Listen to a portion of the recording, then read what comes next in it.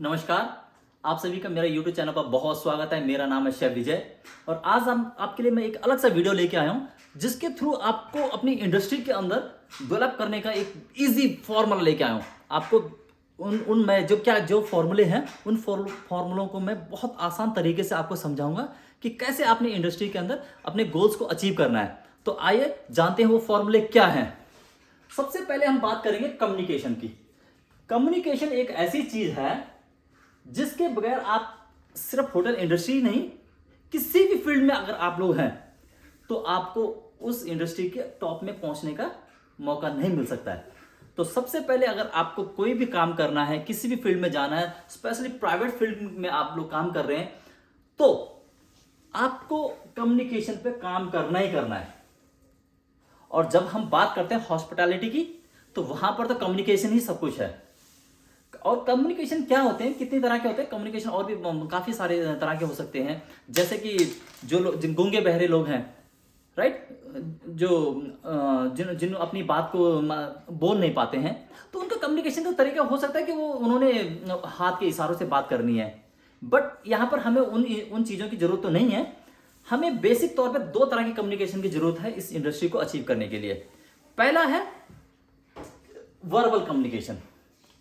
ये वो कम्युनिकेशन है जिसके थ्रू मैं आप लोगों से बात कर पा रहा हूं। वर्बल कम्युनिकेशन का मतलब है कि जो मैंने आपको कहना चाहता हूं, जो मैं मैसेज आपको देना चाहता हूं, वो मैसेज आप तक पूरा पहुंच रहा है, प्रॉपर पहुंच रहा है, आप लोग उसको अच्छे तरीके से समझ पा रहे हैं। या कोई बात कर रहा है और आपको वो बात पूरी समझ में आ रही है कि जैसा वो कहना चाहता है, आपको उसी वे में समझ आ रही है, तो वो वर्बल कम्युनिकेशन कहलाता है। ठीक है, तो इसके ऊपर काम तो करना ही करना है वर्बल के साथ में। आज के डेट में रिटर्न कम्युनिकेशन एक बहुत हुआ है। हर कोई आपको आपकी कंपनी में, आपके जॉब पे, या आपके कोई भी सीनियर है, जूनियर है, कहीं भी है, मैसेज आपको देखते हैं ना कि हमको आज के डेट में रिटर्न में मांगते हैं। आपने कोई फंक्शन का वो फंक्शन है आपके होटल में, तो आपको उसको रिटर्न में मेल करना है कि भाई हाँ भाई ये ऐसे ऐसे इतने लोग आ रहे हैं, इतने ऐसे ऐसे इतनी बुकिंग है, क्या है, जो भी कुछ होगा, तो रिटर्न में चीजें होती, उसको बोलते हैं रिटर्न कम्युनिकेशन। जो आप अपनी बात कहना चाहते हैं वो लिख कर वो सामने वालों को सेम वैसी समझ आ रही है कि नहीं आ रही है, वो रिटर्न कम्युनिकेशन है। जो किसी ने आपको मेल लिखा, आपको प्रॉपर समझ में आ रही है कि नहीं आ रही है, तो वो रिटर्न कम्युनिकेशन है। तो कम्युनिकेशन दो तरह के होते हैं, एक वर्बल कम्युनिकेशन, एक रिटर्न कम्युनिकेशन, जो कि हम इस इंडस्ट्री के अंदर हम यूज करते हैं नॉर्मली। तो आपको सबसे पहले कोई भी अगर आपको काम करना है आज के डेट पे अपनी इंडस्ट्री में, चाहे आप आ चुके हैं चाहे आना चाहते हैं, तो उसके लिए सबसे पहले आपको क्या करना है, अपनी कम्युनिकेशन के ऊपर काम करना है। ठीक है, दूसरा पॉइंट जो मैं बताना चाहूंगा वो है लीडरशिप स्किल। आप अच्छे लीडर होंगे तभी आप ग्रो कर पाएंगे। आपके हो सकता है आपके नीचे कोई 5 लोग काम कर रहे हैं, हो सकता है 15 लोग काम कर रहे हैं, 50 लोग काम कर रहे हैं, या पूरा होटल आपको 500 लोगों का या 1000 लोगों का पूरा जितना भी स्टाफ आपके अंडर काम कर रहा है, हो सकता है आप जनरल मैनेजर है, तो पर आप सक्सेसफुल जनरल मैनेजर तभी हैं जब आपके अंदर वो लीडरशिप स्किल है। जैसे कोई भी है, मान लो आप किसी भी होटल के जनरल मैनेजर हैं, या एग्जीक्यूटिव शेफ हैं, या F&B मैनेजर हैं, या रेस्टोरेंट मैनेजर हैं, या सेक्रेटरी पार्टी हैं, कुछ भी है, आपके अंदर कुछ ना कुछ तो कोई ना कोई तो 10 15 20 50 100 लोग काम करते होंगे। उन लोगों को आपको मोटिवेट करना आना चाहिए, आपके अंदर लीडरशिप स्किल होनी चाहिए कि भाई हाँ नहीं, मैं ऐसे ऐसे उनको आइडिया देना, ये करना वो करना, उनको कोई कुछ भी अपनी बातों से ऐसे उनको इंप्रेस करना कि हाँ यार वो बोले कि नहीं मैं अपना पूरा 100% दूंगा। वो तभी दे पाएंगे जब आप उनको मोटिवेट कर पाएंगे। आप मोटिवेट कब कर पाएंगे, अगर आपके अंदर वो लीडरशिप स्किल है। बट वो लीडरशिप स्किल होना बहुत जरूरी है। तीसरी जो मैं पॉइंट रखना चाहूंगा वो है इंडस्ट्री के बारे में अवेयरनेस, कि आप जिस भी डिपार्टमेंट के अंदर काम कर रहे हैं, चाहे वो F&B प्रोडक्शन हो सकता है, सर्विस हो सकता है, हाउसकीपिंग हो सकता है, या फ्रंट ऑफिस हो सकता है, बहुत सारे ऐसे कोई भी डिपार्टमेंट हो सकता है, वहां के बारे में आपको पूरी अवेयरनेस होनी चाहिए। उसकी अवेयरनेस का मेरा कहने का मतलब है कि वो इंडस्ट्री, वो फील्ड या वो डिपार्टमेंट वो क्या चीज़ है, आपको प्रॉपर उसके बारे में बेसिक, उसकी बारीक नॉलेज पता होनी चाहिए, आपके बेसिक क्लियर होने चाहिए कि भाई हाँ नहीं ये इस डिपार्टमेंट के ये बेसिक है, या जो मैं काम कर रहा हूँ उसके क्या बेसिक्स हैं। उसके आपको कहने का मतलब कि आपकी एक तरह नॉलेज आपके प्रॉपर होनी चाहिए। जब तक आपके पास नॉलेज नहीं होगी ना, आपको आगे कैसे प्रमोशन मिलेगी। तो उसके बारे में नॉलेज इकट्ठी करें, ज़्यादा से ज़्यादा बुक पढ़ें, ज़्यादा से ज़्यादा वीडियो देखें। मेरे वीडियोस देख के आपको मैं 100% श्योर हूँ कि आपको बहुत फ़ायदा होगा इस चीज़ में। अगला पॉइंट हमारा है प्रॉब्लम सॉल्विंग। अगर आप कोई भी प्रॉब्लम आपके पास आती है, आप कोई कोई किसी भी तरह के मैनेजर हो सकते हैं, राइट? तो उन आप सक्सेसफुल मैनेजर तभी होंगे जब आपके अंदर प्रॉब्लम सॉल्व करने का एक एटीट्यूड होना चाहिए। आप कोई आपके पास प्रॉब्लम लेके आया और आप उसको इग्नोर कर रहे हैं, तो ऐसे नहीं चलेगा। अगली बारी आपके पास कोई प्रॉब्लम लेके नहीं आएगा और प्रॉब्लम वो किसी और के पास लेके जाएगा, तो वो अपॉर्चुनिटी आपके हाथ से निकल जाएगी। तो हमेशा कोशिश करें कि कोई भी आपके पास प्रॉब्लम लेके आ रहा है, उस प्रॉब्लम को आप सॉल्व करें। वो प्रॉब्लम स्टाफ की हो सकती है, वो गेस्ट की हो सकती है, वो किसी की भी कोई भी प्रॉब्लम हो सकती है, आपकी खुद की प्रॉब्लम हो सकती है। तो वो प्रॉब्लम को सॉल्व करने का आपके अंदर एक क्षमता होनी चाहिए कि आपको आना चाहिए कि हाँ, मुझे ये एक्शन लेना है ये जो प्रॉब्लम है इसका क्या एक्शन होना चाहिए, मैं कैसे उस प्रॉब्लम को सॉल्व करूं, राइट? तो और उससे अगला है स्मार्ट वर्कर। देखिए, हार्ड वर्किंग तो सब लोग हैं, 95% हार्ड वर्किंग तो होते ही हैं, बट उससे इंडस्ट्री में आप ग्रो नहीं कर पाएंगे जितना आपको करना चाहिए। आपको एक एग्जांपल देता हूं कि कुछ लोग ऐसे हैं जो पिछले 10 साल से या 15 साल से सेम पोजीशन पे काम कर रहे हैं, या उन्होंने इतना ही ग्रोथ पाई है, वो इतने के लायक थे, पर क्यों? वो स्मार्ट वर्कर नहीं थे।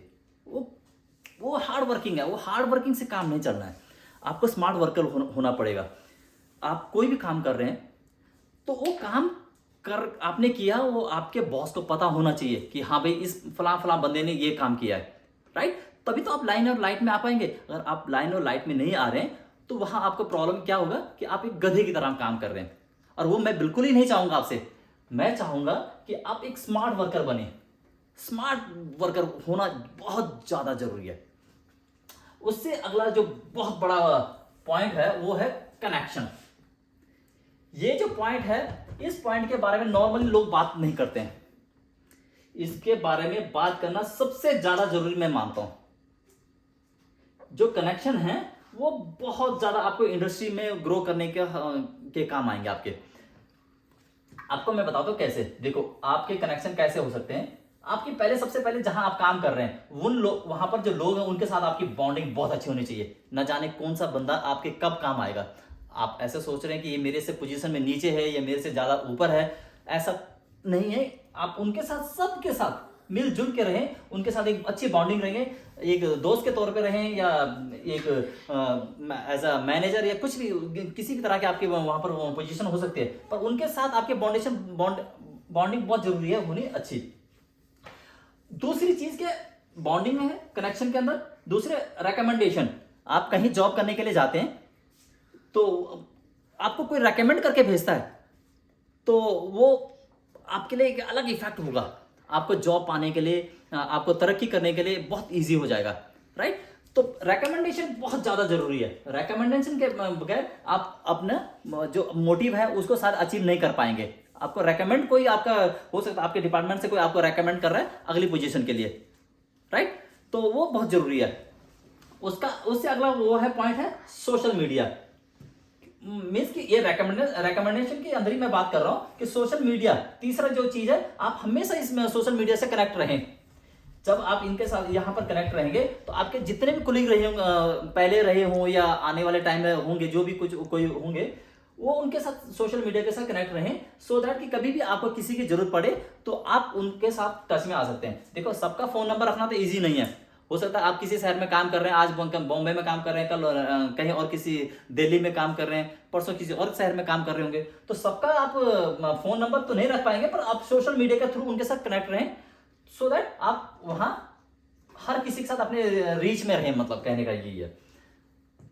उससे अगला एक और पॉइंट है थिंकिंग एंड क्रिएटिविटी। आप कितना ज्यादा कितना बढ़िया सोचते हैं, कितना बढ़िया आपके अंदर आइडिया है। यहां पर थिंकिंग एंड क्रिएटिविटी का मतलब है कि आपके पास आइडिया है। आइडिया का हमेशा कोई भी इंडस्ट्री हो, वो चाहे होटल इंडस्ट्री है चाहे कुछ और है, हमेशा उसकी जरूरत है। New ideas always welcome. कोई भी कंपनी होगी, कोई भी मैनेजर होगा, कोई भी आपका सीनियर होगा, जो भी होगा, उनको हमेशा आपको अप्रिशिएट करेंगे। आपके पास अगर आइडिया है तो वो आइडिया आपको बहुत बड़ा आगे ले जा सकते हैं, राइट। सो हमें हमेशा अपनी थिंकिंग कैपेसिटी को, अपनी क्रिएटिविटी को बढ़ाते रहें। कभी ऐसा मीन्स कि एक जगह ना उनको रोक के रखें कि नहीं यही है जी, इससे अच्छा कुछ हो नहीं सकता, राइट। और इन सब के नीचे आपको एक चीज पॉइंट आ रहा होगा, लिखा हुआ डिसिप्लिन। इन सभी चीजों को, किसी भी एक चीज ने अगर होल्ड करके रखा, वो है डिसिप्लिन।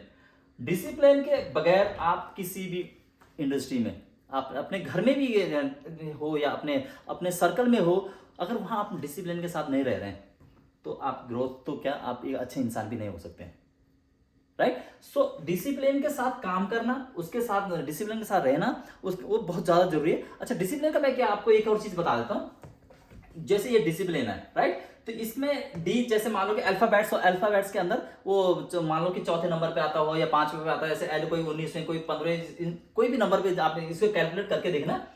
तो इन सारों को जब कैलकुलेशन करेंगे, जैसे 4वें, 8वें, 15वें, 16वें, 20वें नंबर पे जहां पर भी ये आते होंगे, तो इनका टोटल जो होता है वो 100 होता है। तो डिसिप्लिन से किया गया कोई भी काम हमेशा 100% सक्सेसफुल है।